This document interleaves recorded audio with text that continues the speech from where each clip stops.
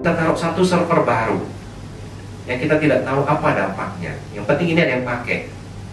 Kalau kita tidak punya sense itu, biasanya kita tidak bisa mengontrolnya.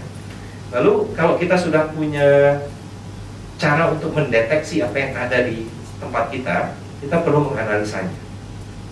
Jadi kita perlu memantau, memonitor, mengerti behavior dari sistem kita.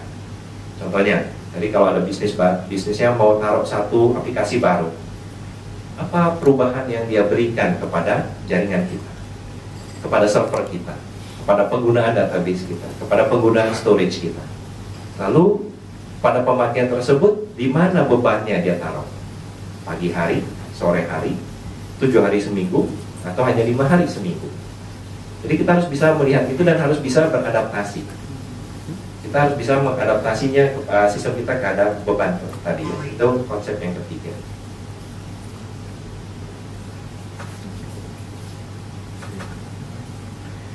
Secara lebih detailnya adalah kalau kita bicara mengenai sensing dari sistem, kita mengotomasi service, dimodelkan. Jadi interkonektivitas antara service dengan sistem yang ada di bawahnya kita perlu bisa memodelkan. Contohnya kalau kita punya aplikasi A, yang mendukung aplikasi itu apa aja, servernya yang digunakan server yang mana, dan bisa jadi server yang sama digunakan oleh aplikasi yang berbeda. Lalu kita discover secara otomatis.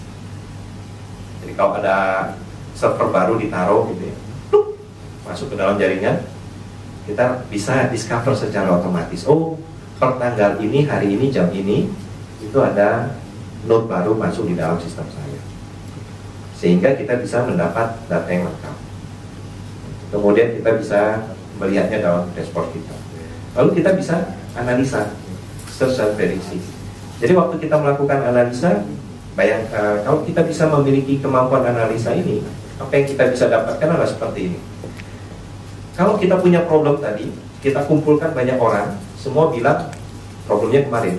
Hari ini mereka bilang, saya oke, semua oke, semua oke, semua oke. Pertanyaan logisnya adalah begini. Kalau begitu, terakhir kalian oke kapan? Masuk akal ya? Jadi kalau saya punya problem kemarin, sekarang saya oke, kemarin mestinya nggak terlalu oke, tapi kita pengen tahu di kapan semuanya oke. Nah, itu kita bisa lakukan dengan cara analitik, yang namanya kita memiliki time machine search capability. Gunakan ini untuk yang remote atau branch office. Kita taruh di sana, untuk yang di cabangnya juga, bahkan di pusatnya juga kita taruh untuk yang di isinya. Kemudian dari cabang-cabang akan melakukan data replikasi ke pusat. Atau di sini digunakan juga untuk yang business unit atau divisi. Contoh aja beberapa divisi itu nggak mau sebenarnya mereka nggak mau semua data atau mesin mereka dimanage oleh IT. Contoh aja HR atau dari sisi finance, karena di situ data-data sensitif, gaji karyawan, bonus karyawan, apa aja yang ada di situ itu bisa kebuka. Takutnya mereka kebuka oleh tim IT. Walaupun sebenarnya passwordnya ada di mereka, tapi sebenarnya password adminnya ada di mana? Ada di tim IT kan? Kalau tim IT mau nakal, yaudah di reset aja, dibuat apa gitu ya. Kemudian di reset dia bisa akses masuk datanya. Sebenarnya kalau kita mau bisa kan? Karena data admin level ada di kita. Dan itu HR atau tim finance aware, tahu hal itu sebenarnya. Tapi mereka nggak ada pilihan. Nah, tapi kalau ada yang benar-benar strict, mereka nggak mau, pokoknya tim IT nggak boleh. Nah, ini kita bisa berikan, karena ini sangat mudah di manage.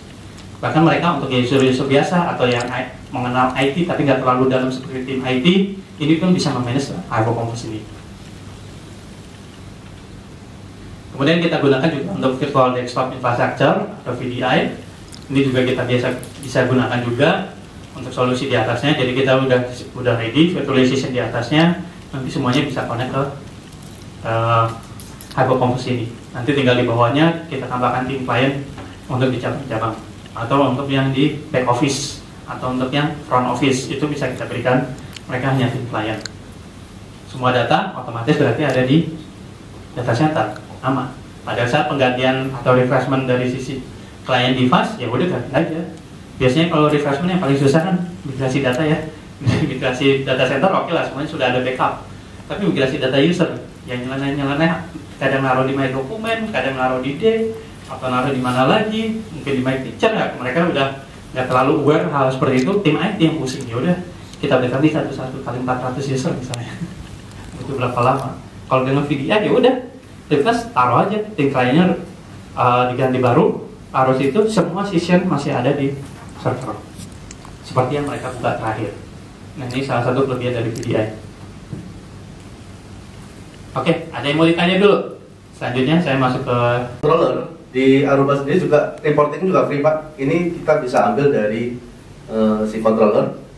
Bentuknya seperti ini dan itu bisa di customize. Jadi kita bisa define misalkan rook AP siapa aja. Yang AP-AP pembantu ini misalkan interference di situ siapa aja. Kemudian penggunaan dari browsingnya kemana aja, usernya siapa, top 10-nya siapa gitu. Kita bisa define di situ. Kemudian kita bisa lakukan snapshot dan kita juga bisa melakukan import dalam bentuk report. Untuk kita bisa report ke manajemen, penggunaan statistik, penggunaan internet seperti apa. Ini sudah ada Pak. Dashboardnya kurang lebih seperti ini. Pie chartnya ada number of AP, kliennya berapa, penggunaan datanya itu aplikasinya kemana, top 10-nya siapa gitu.